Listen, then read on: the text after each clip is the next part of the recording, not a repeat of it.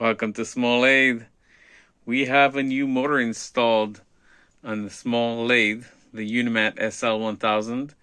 It's a sewing machine motor, 550 watts, connected with a 3D printed connecting plate, 3D printed pulley, a new belt, and it runs really nice and quiet. It's also very powerful compared to the previous motors because it eats 310 stainless steel without any problems.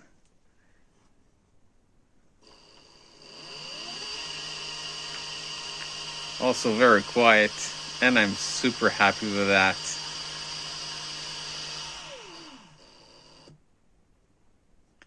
Well, hope you enjoyed. New projects, as you can see, are on the way. Thanks for watching. Have a great day.